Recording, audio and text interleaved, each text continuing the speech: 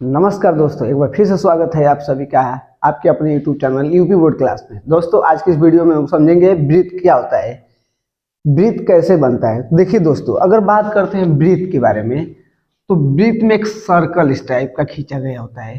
Breathe में क्या खींचा गया होता है? एक सर्कल खींचा गया होता है इस तरह से। अच्छा, ये सर्कल कैसे बना होता है दोस्तों? दोस्तों, इस तरह से वो सर्कल बना होता है, अनंत बिंदुओं से मिलकर के क्या बना होता है? एक सर्कल बना होता है। अनंत, इस तरह से अनंत बिंदुओं से मिलकर क्या बना होता है? एक सर्कल बना होता है, जिससे हम क्या बोलते हैं? वृत्त बोलते हैं दोस्तों। तो दोस्तों, किससे मिलकर बना है? अनंत बिंदु से, यानी कि बिंदु क्या है? आपस में सटी हुई है। तो यानी कि जब वृत्त के बारे में बात करें, ये इसकी क्या कहलाएगी दोस्तों? इसकी परिधि क्या कहलाएगी दोस्तों? ये भाग जो है, खींचा गया भाग, क्या कहलाएगा? परिधि। ये वृत्त की परिधि है, जिसका फार्मूला होता है 2πr। और दोस्तों, बात करते हैं कि वृत्त के बीच में क्या होता है? एक सेंटर होता है, जिसे हम लोग क्या बोलते हैं?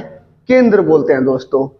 और दोस्तों, बात करते हैं इसकी कि इसमें त्रिज्याएं कितनी खींची जा सकती है। एक वृत्त के अंदर कितनी त्रिज्याएं खींची जा सकती है, तो ये हर विद्यार्थी के अंदर डाउट होता है। तो ये डाउट आज क्लियर हो जाएगा कि एक वृत्त के अंदर कितनी त्रिज्याएं खींची जा सकती है, एक वृत्त के अंदर कितने व्यास खींचे जा सकते हैं, एक वृत्त के अंदर कितनी जीवाएं खींची जा सकती हैं। आज आप सभी लोग एकदम इंटरेस्ट होकर सीखेंगे और बहुत मजा आने वाला है इस वीडियो में, क्योंकि आपको ये वीडियो, इसके बाद आपको कोई वीडियो देखने की जरूरत ही नहीं पड़ेगा। आप एक बार इस वीडियो को देख लेते हैं तो आपको दोबारा वृत्त पढ़ने की दोबारा आवश्यकता नहीं है और ज्यादा जानने की भी जरूरत नहीं पड़ेगी। देखिए, क्योंकि यहीं पर हम लोग डिटेल से समझ लेंगे कि वृत्त में कितनी त्रिज्याएं खींची जा सकती हैं और वृत्त में कितने व्यास और कितने जीवा खींचे जा सकते हैं। एकदम डिटेल से दोस्तों चर्चा करने वाले हैं। आप लोगों को घबराने की आवश्यकता बिल्कुल भी नहीं है।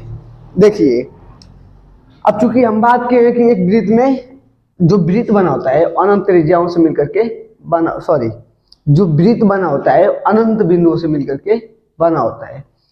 तो बात करते हैं जब त्रिज्या की, तो जब अनंत बिंदु से मिलकर के बीच में क्या होगा दोस्तों? एक सेंटर होगा। बीच में क्या होगा? सेंटर होगा। अब बात करते हैं, अगर यहां से हम खींचे इस तरह से चीना है, अगर सीधा सीधा इस तरह से खींच दे तो दूसरे जाके बिंदु से मिल गया है, एक बिंदु से जाकर के दूसरे बिंदु पर मिल गया है। तो जब कोई केंद्र से, बीच में क्या है? केंद्र है, जिसे हम लोग बोलेंगे इंग्लिश में सेंटर बोलेंगे। तो जब एक बिंदु से परिधि के दूसरे ही बिंदु पर मिलता है या केंद्र से होते हुए जाता है, क्या कर रहा है? केंद्र को छू करके जा रहा है दूसरे परिधि के बिंदु पर, उसे दोस्तों हम लोग बोलते हैं व्यास। व्यास किसे बोलेंगे? जो केंद्र से होकर गुजरता है परिधि के दोनों बिंदुओं पर, उसे क्या बोलते हैं? व्यास। अब दोस्तों, बात करते हैं त्रिज्या की। त्रिज्या क्या होता है?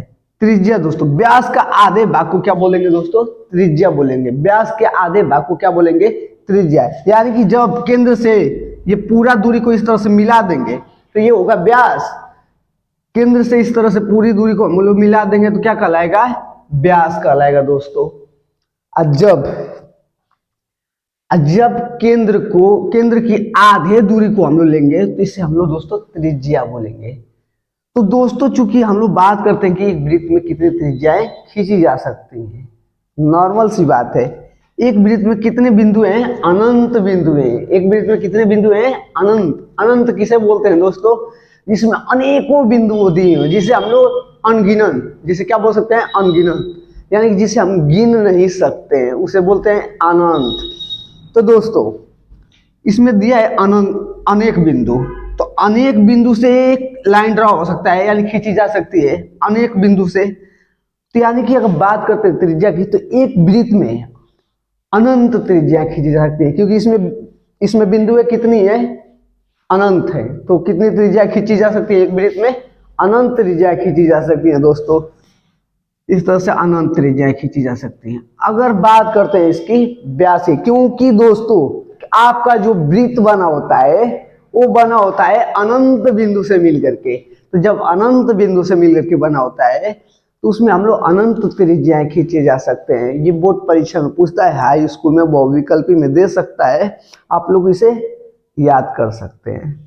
तो ये एक वृत्त में कितनी त्रिज्याएं, अनंत त्रिज्याएं खींची जा सकती हैं। एक वृत्त में कितने व्यास खींचे जा सकते हैं, तो आप देखिए दोस्तों कि जो लाइन इस तरह से जा रहा है केंद्र पर, उसको आगे भी तो बढ़ाया जा सकता है दूसरे बिंदु पर परिधि के एक बिंदु से केंद्र से होते हुए जाता है तो दूसरे बिंदु पर मिलता है, तो उसे क्या बोलते हैं दोस्तों, व्यास बोलते हैं। तो एक वृत्त में कितने व्यास खींचे जा सकते हैं, अनंत व्यास खींचे जा सकते हैं। एक वृत्त में कितने व्यास, अनंत व्यास। अब दोस्तों जब भी आप फार्मूला लगाते हैं, जब भी जैसे आपको फार्मूला याद करना होता है पाई आर का स्क्वायर, क्या चीज, पाई आर का स्क्वायर। अगर दोस्तों बात करते हैं इसमें कितने डिग्री का, जैसे अगर इस तरह से दिया हुआ है सर्कल, यानी कि वृत्त जो है इस तरह से दिया हुआ है, तो ये पूरा कितने डिग्री का कोण बनेगा दोस्तों, तो आपको ज्ञात होगा कि प्रकृति में कुल कितनी दिशाएं हैं, 4 दिशाएं हैं।